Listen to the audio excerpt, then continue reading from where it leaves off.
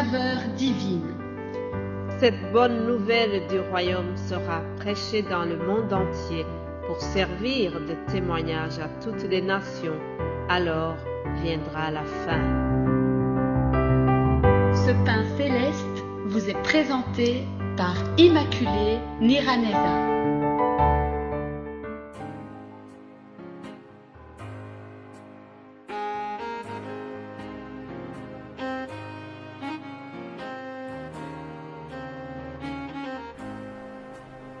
Bienvenue très chers amis à l'écoute de l'émission Saveur divine. Alléluia, que le nom de l'Éternel soit loué.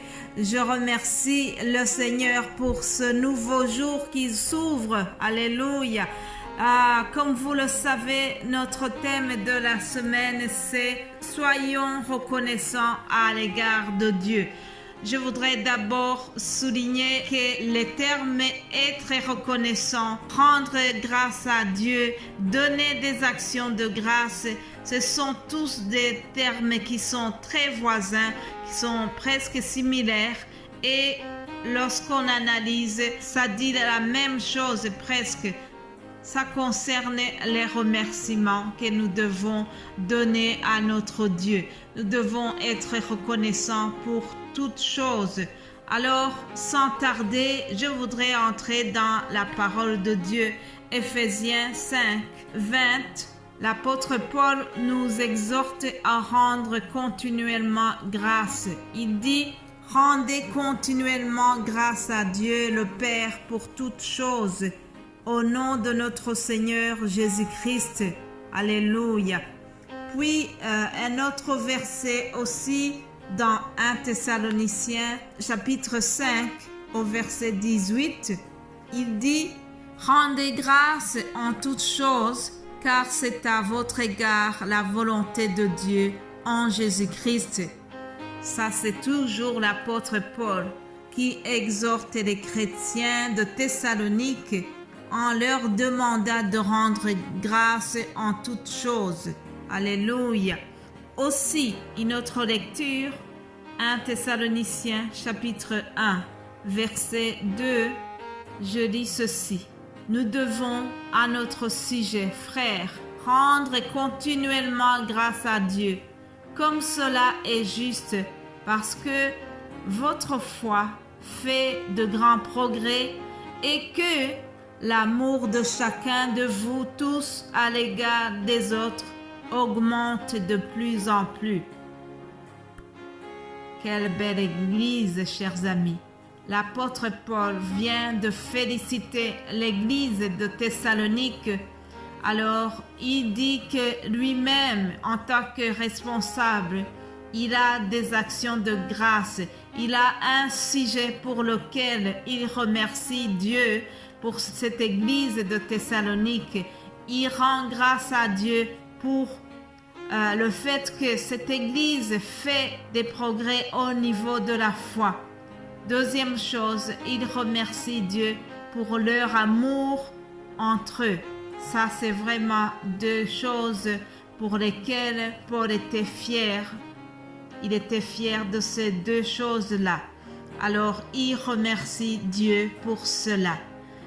Mes bien-aimés de Dieu, avant de continuer, je voudrais aussi remercier encore Dieu. Le remercier surtout pour le meilleur des cadeaux qu'il nous a envoyé, qu'il nous a donné. Jean 3,16, vous savez que Jésus-Christ est venu dans le monde pour nous donner la vie éternelle.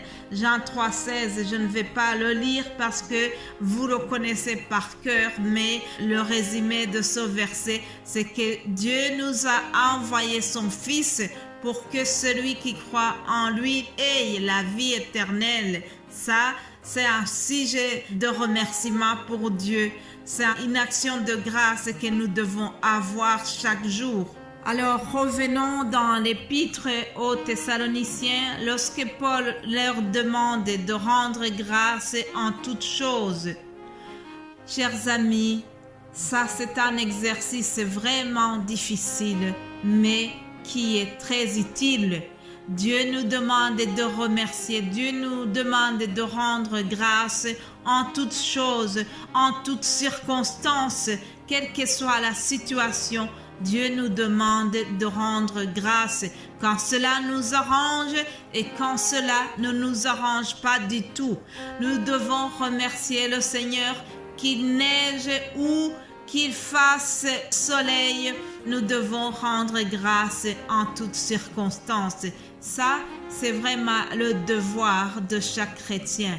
Je sais que par nature, nous avons tendance à remercier, à rendre grâce seulement pour de bonnes choses, n'est-ce pas? Lorsque nous avons reçu quelque chose qui nous intéresse beaucoup, nous sommes émerveillés et forcément nous rendons grâce à Dieu pour cela.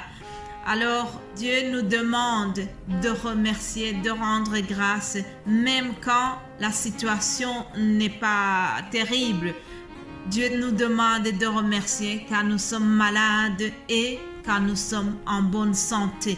Dieu nous demande de remercier lorsque nos enfants ont réussi brillamment et lorsqu'ils ont échoué aussi.